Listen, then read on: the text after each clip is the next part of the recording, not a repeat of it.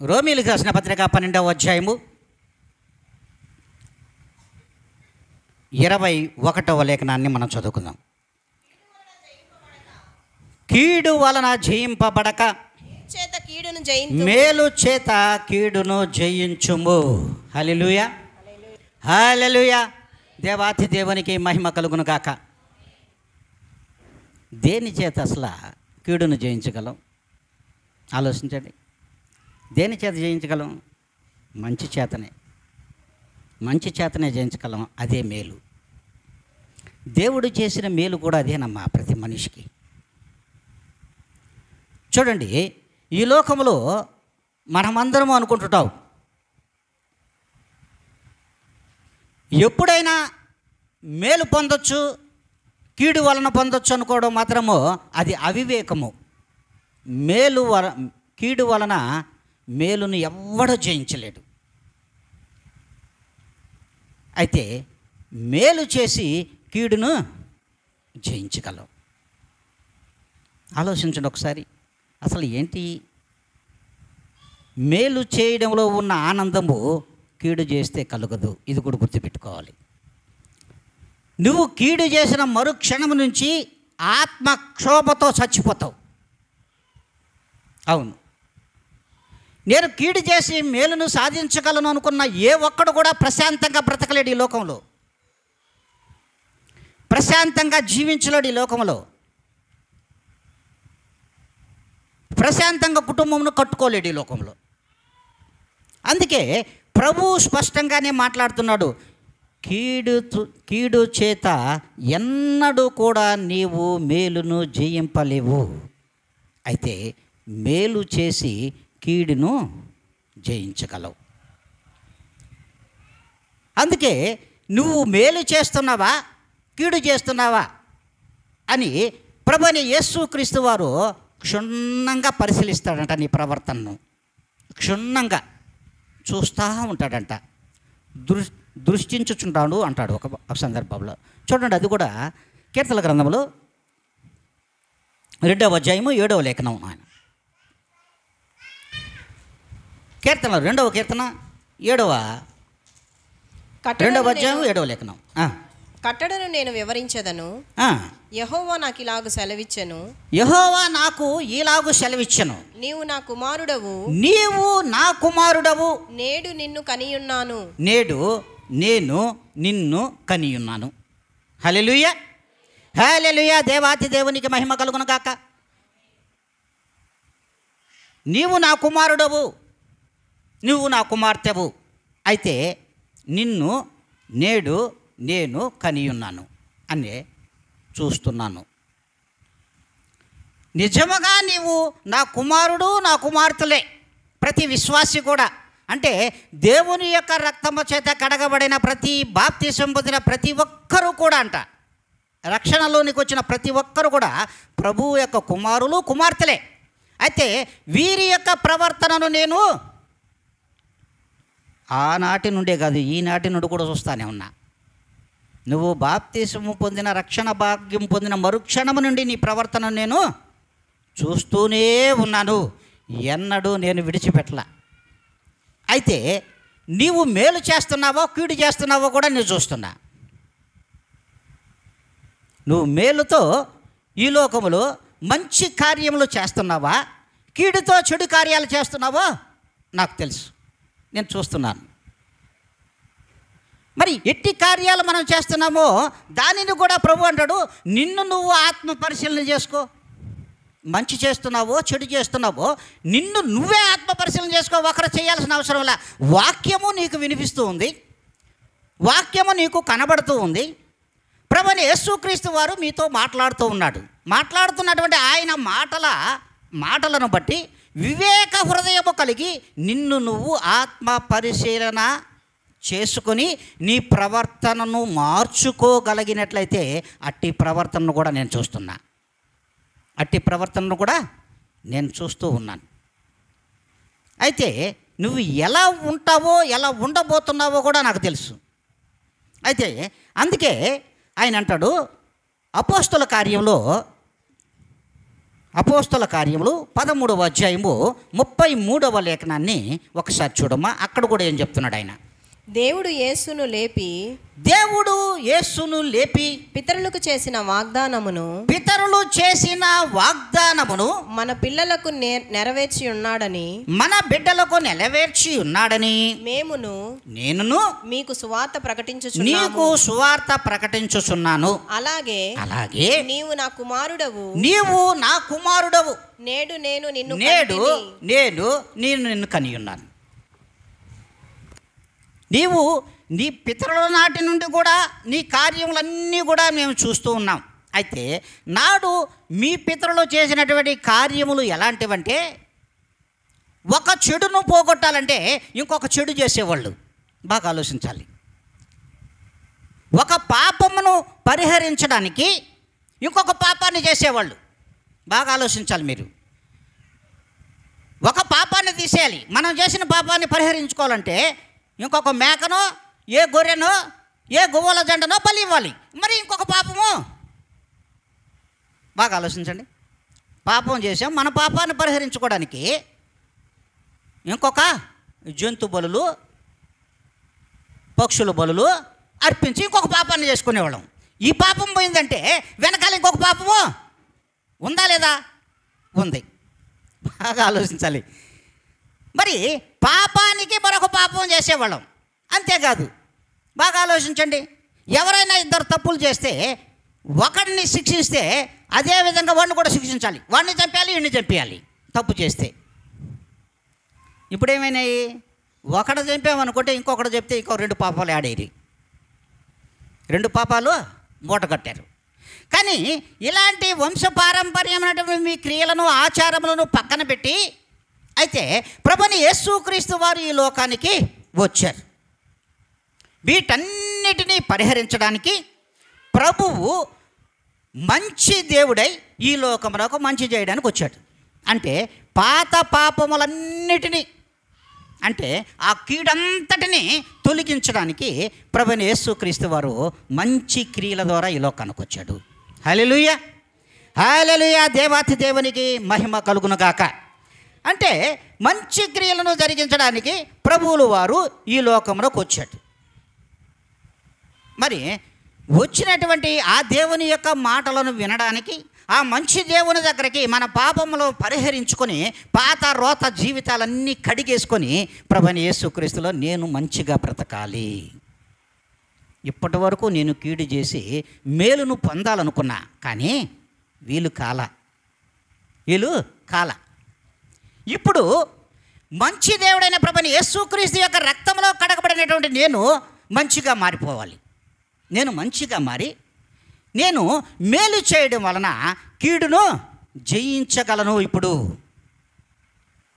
ఇప్పుడు ప్రభుని యేసుక్రీస్తు నందు మంచి చేయడం వలన నేను కీడును జయించగలిగినటువంటి శక్తిని ప్రభుని యేసుక్రీస్తు వారు మనకిచ్చాడు. హల్లెలూయా. ప్రభుని యేసుక్రీస్తు వారు మనకిచ్చారు. కనుకనే ప్రభుని యేసుక్రీస్తు నందు ఉన్నవారు ప్రతి ఒక్కరు కూడా మంచి కార్యములకు మాత్రమే లోబడి ఉండాలి, చెడు చేయడానికి వీల్లేదు. మంచి చేసి ఎంతటి కీడైనా సరే నువ్వు తరిమి కొట్టగలవు మంచితో, కానీ కీడు చేసి మాత్రం మంచిని సంపాదించుకోలేవు. బాగా ఆలోచించండి. కీడు చేసి మాత్రం మంచిని ఏ నాడు కూడా నువ్వు మూటకట్టలేవు.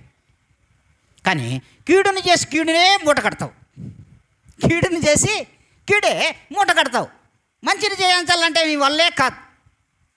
సపోజ్ మనము ఒకరిని తిట్టాం అనుకుందాం, ఆ తిట్టిన బిడ్డ ఇద్దరు విశ్వాసులే అనుకుందాంలే, ఇద్దరు తిట్టుకున్నారు. ఎవరు కీడు చేసినట్టు, ఎవడు మేలు చేసినట్టు? ఇక్కడ ఆలోచించండి, బాగా ఆలోచించామా? ఇద్దరు తిట్టుకున్నారు. వీడు ఒకటంటే వాడు 2 అన్నాడు, వాడు 2 అంటే వీడు 3 అన్నాడు. ఎవరు మేలు చేశారు? ఇప్పుడు ఇట ఇద్దరు కీడులోనే ఉన్నారు. మంచిని జయించగలిగారా? కీడుని జయించగలిగారా మంచితనంతో? లేదు. వాడు కొట్టాడు, పర్లేదు, ఇంకొక దెబ్బ కొట్టు అనగలిగామా? ఇది మంచితనం. హల్లెలూయా, హల్లెలూయా. ప్రభు ఏం చెప్పాడంటే, ఒక చెంప మీద కొడితే ఇంకొక చెంప చూపించు అన్నాడు. కొడతాడా? రెండో చెంప కొడతాడా? ఒక చెంప మీద కొట్టాడు, మరలా ఈ చెంప మీద కొట్టు అంటే ఎవడైనా కొడతాడా? చెప్పండమ్మా, కొడతాడా? కొట్టడాడు, కొట్టడు. కారణం ఏంటో తెలుసా? నీ మంచితనం అక్కడే బయటపడిపోయింది. నీ మంచితనాన్ని కూడా దాసోహం అనేసాడు. వాడు మానసికంగా వాడిని వాడే చంపుకుంటాడు. వాడు మానసికంగా కృషించి నశించిపోతాడు. వాడు ఒరే ఒక చెంప మీద కొడితే వాడు మళ్ళీ ఇంకొక చెంప మీద చూపించాడంటే వాడు ఎంతటి మంచి గుణంరా. వాడిలో ఉన్న కీడుని ఈ మంచితనం జయించేసింది. ఇప్పుడు ఈ మంచితనము జయించేసింది. మరి చూడండి, దేవుని యొక్క ఘనకార్యములు ఏ రీతిగా ఉంటాయంటే ఇలాగే ఉంటాయి. దేవుడు మంచి చేయడానికే వచ్చాడు తప్ప కీడు చేయడానికి ఈ లోకానికి రాలేదు. నాడు మన పితరుల వంశ పారంపర్యంగా ధర్మశాస్త్రమునకు కట్టుబడి ఒక పాపమునకు ఇంకొక పాపం బలియడం, ఇంకొక పాపమునకు ఇంకొక పాపం చేయడం, అన్నీ మూటకట్టి మళ్ళా మన దగ్గరకు తెచ్చారు. చూడండి, ఒక్కడు చేసినటువంటి పాపము లోకాన్ని చుట్టేసింది, లోకాన్ని జయించలేకపోయింది. ఆ ఒక్కని కీడు లోకాన్ని జయించలేకపోయింది. అంటే మంచితనముతో జయించలేనిది ఆ కీడు లోకమంతా విస్తరించేసింది. కానీ ఆ ఒక్కని కీడు లోకమంతా విస్తరించగా ఆ ఒక్కడైన ప్రభువైన యేసుక్రీస్తు యొక్క మంచితనము ఆ కీడును జయించేసింది. హల్లెలూయా! కొట్టు చప్పట్ల గట్టిగా. ఈ ఒక్కడైన ప్రభువైన యేసుక్రీస్తు ఆ ఒక్కరి ద్వారా విస్తరించినటువంటి కీడంతటిని యేసయ్య జయించేశాడు మంచితనంతో. ఇదమ్మా యేసయ్య మహిమ, మంచితనంతో జయించేశాడు. దేవాతి దేవుని యొక్క మహాకృప ఏ రీతిగా ఉంటుందో మనకు అర్థమవుతుంది. అంతే కదంట, ఆయన అంటాడు, సర్వలోక ప్రజల మీద ఉన్నటువంటి కీడంతటిని ప్రభువైన యేసుక్రీస్తు యొక్క మంచితనమే జయించింది. కీడు అంటే పాపం అంటే మరణం అంటే నరకం అంటే చెప్పాలా? నరకంలో ఏముంటుంది? అగ్ని ఆరదు, పురుగు చావదు. ఇటు జీవితంలో మనం పడిపోకుండా ప్రభువైన యేసుక్రీస్తు వారు మంచితనంతో మనల్ని, మంచి దేవుడైన ప్రభువైన యేసుక్రీస్తు వారు మంచిగా మనల్ని రక్షించాడు. మరి అందుకే దేవుడు ఈ దినమున మనతో మాట్లాడుతున్నాడు. చూడండి, ఒకనాడు అహష్వేరోషు రాజ్యంలో, ఆ దేశంలో ఆయన భారతదేశాన్ని కూడా పరిపాలించాడట. అంటే సంస్థానాలుగా ఆయన పరిపాలనలో ఉండగానే చూడండి, అహష్వేరోషుని యొక్క మోసం చేయాలని హామాను ఎంతో ప్లాన్ చేసి ఇద్దరిని షండులను కూడా నిర్మించాడు. నపుంసకులను కూడా దాడి చేయించాలని, అహష్వేరోషును చంపాలని. ఇంత ప్లాన్ చేస్తే దీని అంతటిని మొర్దెకై గేటు దగ్గర కూర్చొని చూస్తూ ఉన్నాడు. చూస్తూ వాళ్ళిద్దరిని పట్టించడమే కాకుండా వాళ్ళిద్దరిని కలిపినటువంటి రాజ్య పుస్తకం ఒకటి ఉంటుంది, రాజ్యపు శాస్త్రం ఒకటి ఉంటుంది. అక్కడ ఎవరు వచ్చారు, ఎవరు పోయారు, ఎవరు ఏ క్రియలు చేశారు అనేది. ఇప్పుడు కలెక్టర్ ఆఫీస్కి పోతే మనం ఎవరు ఎక్కడ వచ్చారు అని సంతకాలు పెట్టిపోవాలి లోపలికి, ఇట్లా ఉంటుంది. మరి అక్కడ ఆ పుస్తకంలో ఏం చేశారంటే మొర్దెకై రాసి పెట్టేశాడు. ఇది హామానుకు మింగుడు పళ్ళ. హామాను ఏం చేశాడంటే, ఈ యొక్క మొర్దెకై ఆ గేటు దగ్గర ఉన్నప్పుడు ఈయన లేచి ఆయనకు అంటే నమస్కారం పెట్టలా. ఎవరికి? సంస్కారంగా నమస్కారం పెట్టుంటే హామాను కూడా గమనుడేవాడేమో. కానీ నమస్కారం పెట్టేవాడు, దేవునికి నమస్కారం పెట్టేవాడు, కానీ ఇతనికి దుష్టులకు నమస్కారం పెట్టేవాడు కాదనమాట. సరే, ఇతని గుణగణములన్నీ తెలుసుకున్న మొర్దెకై ఏనాడు కూడా కూర్చున్న స్టూల్ నుంచి లేలా, కుర్చీ మీద నుంచి లేదులే ఎప్పుడు. ఇది చాలా కంటకింపు అయిపోయింది హామానికి. ఏదేమైనా యూదులకింత, దేవుని బిడ్డలకింత గర్వమా? ఇదిగో యూదులందరిని కూడా సపా వేసేయాలా, ఆరకంటే ముందుగా మొర్దకాయని వేసేయాలి అని ఇంటి దగ్గర ఏం చేశాడు, ఒక ఉరికి ఒకటి రెడీ చేసి పెట్టేశాడు, దీనికి ఏలాడదీయాలని. ఇప్పుడు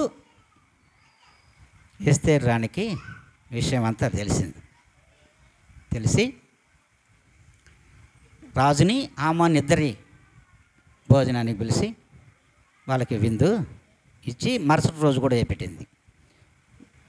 ఇప్పుడు రాజు రాత్రిలో నిద్రపోల, కలత ఏర్పడిపోయింది. దేవుడు నిద్రపోనీలే. చూడండి, నిద్రపోనీయకుండా ఏదేమైనా ఆ రాజ్యపు ఆ పుస్తకం ఒకటి, ఆ శాస్త్రము ఒక పుస్తకం తీసుకురా, అందులో ఏం రాసిందో చదవమని చదివిస్తూ ఉన్నాడు. చదివించినప్పుడు దానిలో కనబడ్డారు వీళ్ళిద్దరు.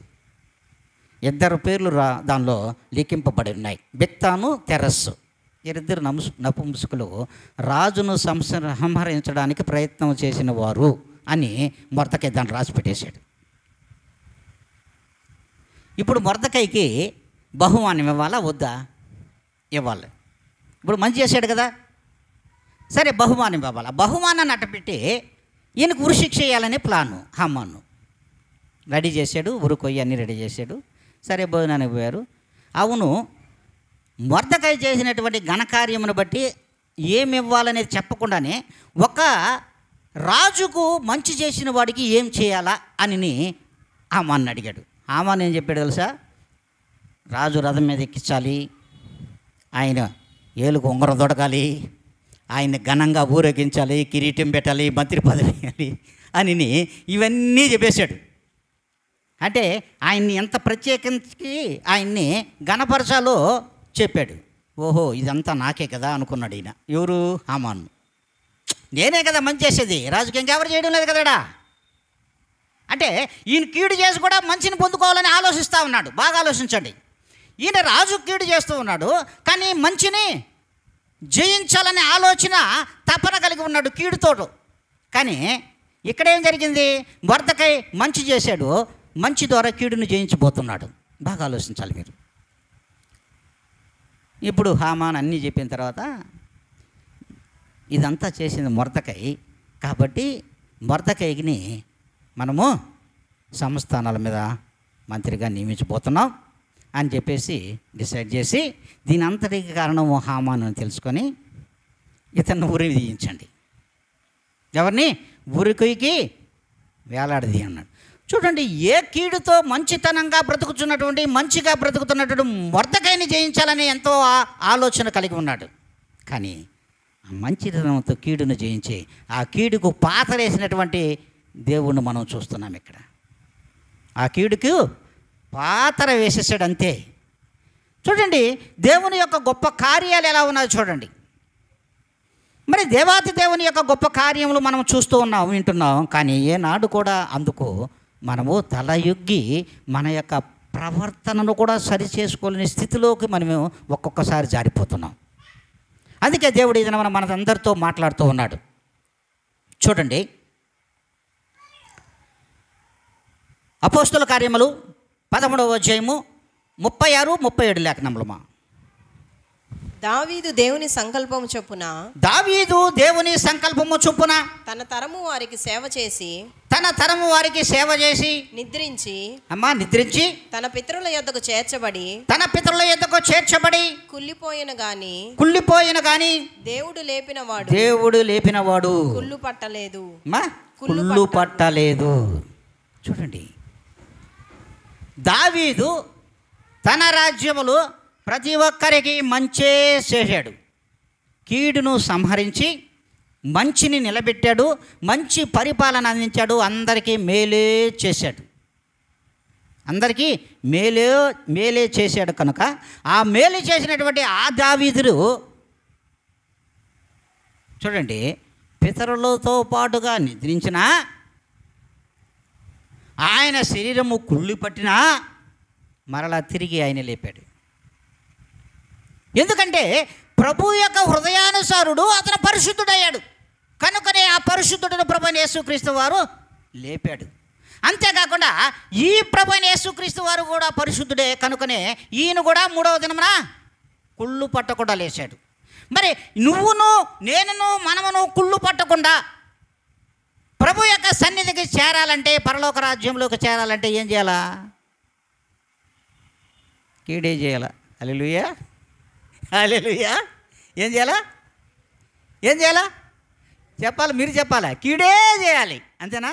కాదమ్మా. సార్వత్రిక సంఘములలో ప్రతి విశ్వాసితో మాట్లాడుతూ ఉన్నాడు. ఇది మన సేవకులు కూడా, కాపర్లు కూడా ఎవరిని విడిచిపెట్టడు ఆయన. మీకు ఒకటిస్తే కాపర్లకు 2 ఇస్తాడు. హల్లెలూయా, హల్లెలూయా.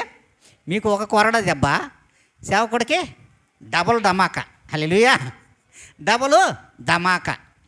చూడండి, మంచి చేసే ఏ సేవకుడైనా సరే కీడును జయించగలడు. మంచి చేసే ఏ విశ్వాస అయినా సరే కీడుని జయించగలడు. అంటే మేలు చేత మాత్రమే కీడును మనము జయించగలమనే సంతృప్తి కలిగిన జీవితం ప్రభువైన యేసుక్రీస్తు మనకి ఇచ్చున్నాడు. ఇచ్చిన దానిని మనం పొందుకుని ఆ ఇచ్చిన ప్రకారంగా క్రియలను మనం జరిగించగలిగితే ఖచ్చితంగా మనము కూడా, మన శరీరాలు కూడా కుళ్ళు పట్టవు,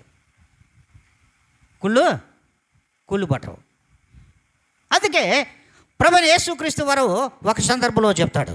చూడమ్మా, కీర్తనల గ్రంథం 16వ అధ్యాయంలో 10వ లేఖనం.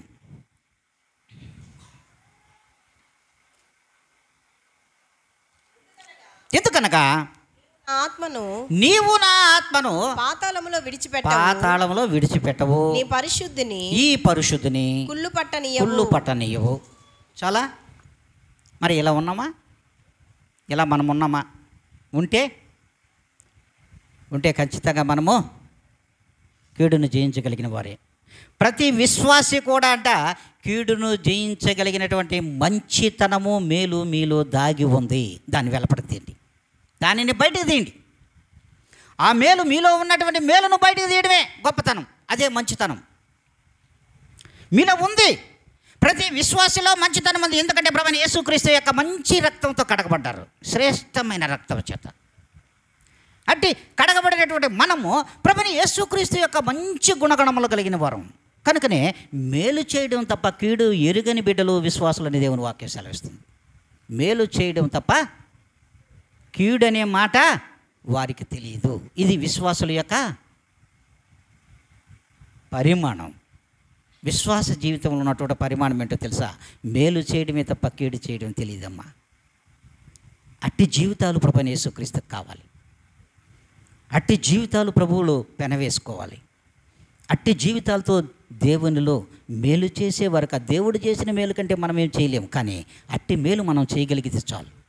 అందుకే దేవుడు స్పష్టంగా ఈ దినమున మాట్లాడుతున్నాం. చూడండి, సామెతల గ్రంథము 2వ అధ్యాయము 32వ లేఖనం. సామెతల గ్రంథం 2వ అధ్యాయం 32వ లేఖనం.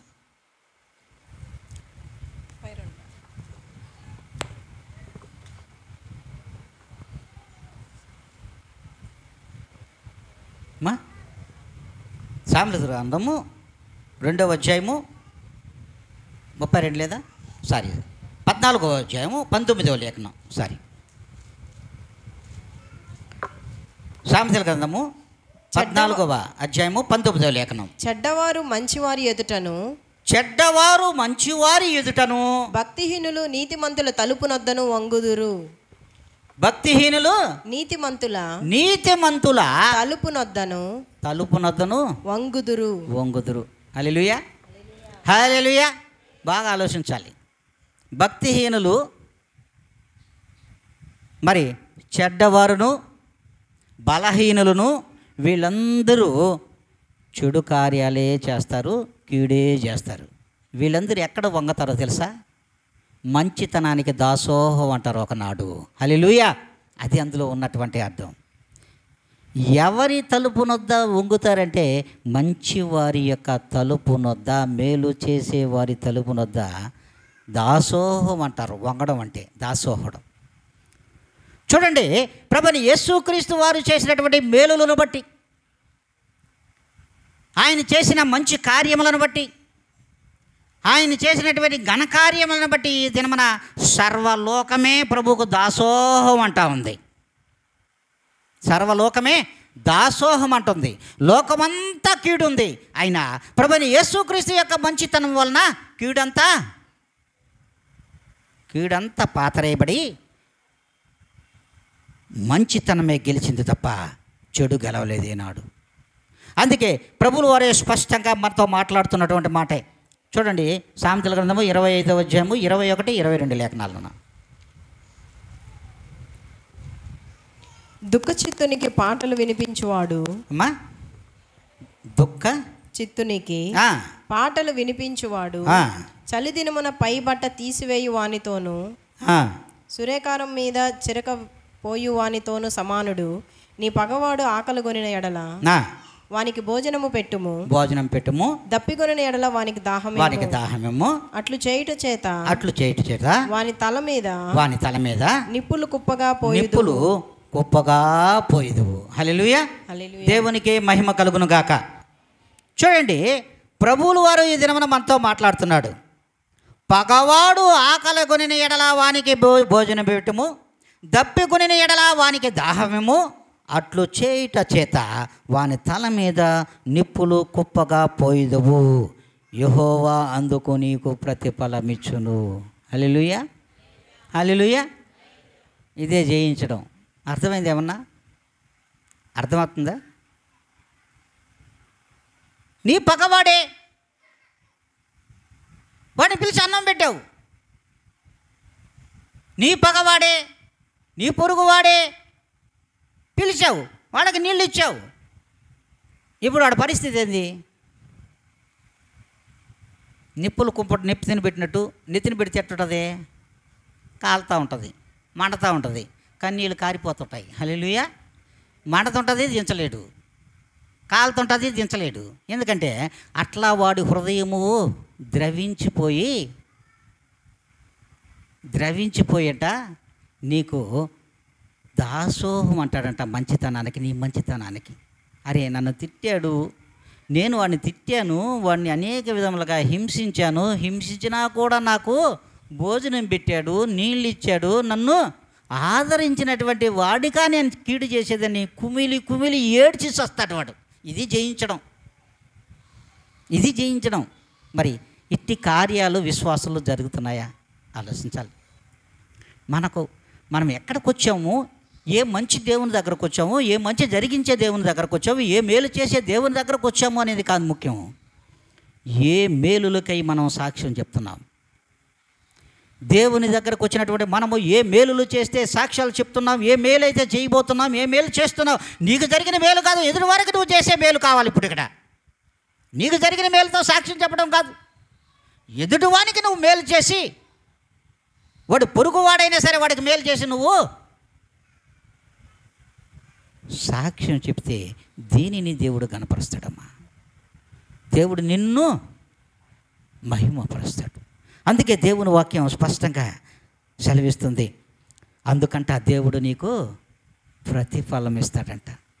అందుకు దేవుడు నీకు ప్రతిఫలం ఇచ్చును, ఎక్కడో విడిచిపెట్టండి. నీవు మేలు చేయడం వలనే నీకు దేవుడు అన్ని విధములుగా ప్రతిఫలం ఇవ్వడానికి రెడీగా ఉన్నాడు. మరి మేలు చేసే వారిలో ఉన్నామా, ఇప్పుడు కీడు చేసే వారిలో ఉన్నామో? మనల్ని మనం ఆత్మపరిశీలన చేసుకోవాలి. కీడు చేత మంచిని జయించగలమా? జయించలేం. మేలు చేత కీడును జయించగలం. ఇదే ప్రభు యొక్క ఉద్దేశం. అందుకే ప్రభు ఈ దినమున దేవుడు మనతో మాట్లాడుతూ ఉన్నాడు. చూడండి, ఒకనాడు కీడుతో, పాపముతో, లోకములో దుఃఖముతో నలిగిపోతూ, పాపభరితమైనటువంటి జీవితములో లోకము చితికిపోతుండగా ప్రభువైన యేసుక్రీస్తు వారు తన జనులను ఏ రీతిగా రక్షించుకోవాలి, ఒక్కని యొక్క పాపము లోకానికి అంతా చిచ్చుపెట్టింది. ఒక్కడు చేసిన కీడు వలన లోకానికే చిచ్చుపెట్టి కాల్చేస్తూ ఉంటే ప్రభువైన యేసుక్రీస్తు వారు ఆ నిప్పును ఆర్పడానికే ఈ లోకానికి వచ్చాడనే విషయాన్ని ఏనాడు మర్చిపోకూడదు విశ్వాసులు అంటున్నాడు దేవుడే దినమున. నిజం. ఒక్కడు చేసినటువంటి, ఆదాము చేసినటువంటి కీడు వలన సర్వలోకమంతా కూడా కారు చిచ్చు పెట్టి లోకము కాలిపోతూ ఉంది. పాపములో పడి మగ్గిపోతున్నటువంటి జీవితాలను రక్షించడానికి ప్రభువైన యేసుక్రీస్తు వారు సచ్చరీరుడుగా, మానవుడుగా, దీనుడుగా, రిక్తుడుగా తన్ను తాను తగ్గించుకొని నా జనులకు నేను మేలే చేయాలి, కీడు ఎన్నడూ చేయకూడదని ఈ లోకమునకు వచ్చినటువంటి దేవుడు. అట్టి ప్రభుని యేసుక్రీస్తు వారు తన మేలుల చేత తన రక్తమును తన శరీరమును తూట్లుగా పొడిచుకున్న తన శరీరమును ప్రతి చివరి రక్తపు బుట్టు వరకు మన కొరకు మన కోసము కాచినటువంటి ఆ దేవుడి యొక్క మంచితనము వలన, ఆయన చేసిన మేలు వలన సర్వలోకము ఈరోజు జయమును పొందుకోగలిగింది ప్రభువులో. అట్టి ప్రభువులు అంత మంచి చేసినటువంటి దేవుడు, మేలు చేసినటువంటి దేవుడిని ఈ దినమున మనం మర్చిపోతూ ఉన్నాం. వస్తున్నాం, ఆదివారం వస్తున్నాం, మళ్ళీ ఆదివారం వరకు కూడా ఆయన మనకు గుర్తుండడంలే కదా. మళ్ళీ ఆదివారం వరకు కూడా మనకు గుర్తుండడంలే. అంటే మన కుటుంబంలో ఏదైనా మేలు జరిగినప్పుడు మాత్రం టక్కన గుర్తొచ్చేసాడు, ప్రభువు నాకు మేలు చేశాడు. హల్లెలూయా, హల్లెలూయా. ఇదేనమ్మా ఈ మంచితనం వలన ప్రభుని యేసుక్రీస్తు వారు మంచి దేవుడుగా, ఆయన గొప్ప దేవుడుగా, శ్రేష్టమైన దేవుడుగా, ఈ లోకంలోకి వచ్చినటువంటి ఏకైక దేవుడు, ఒకే ఒక దేవుడు. ఆయన మంచితనం చేత, మేలు చేత కీడును జయించి మనందరికీ జయమును దయచేసినటువంటి దేవాతి దేవుడు, విజయమును సమకూర్చినటువంటి దేవుడమ్మా. అందుకే మేలు చేయండి, దేవునిలో విజయమును సాధించండి. కీడు చేసి మంచిని జయించాలని ఏ నాడు కూడా తపన పడద్దు, ఆతృత పడద్దు, ఆరాత పడద్దు అని దేవుడు వాక్యము సెలవిస్తూ ఉంది. అంతేకాదు చివరిగా ఒక లేఖనం మాట్లాడుతున్నాడు చూడండి. రోమీయులకు రాసిన పత్రిక 12వ అధ్యాయము 2వ లేఖనం.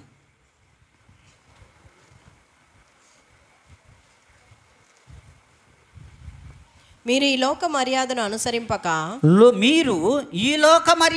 అనుసరింపక ఉత్తమమును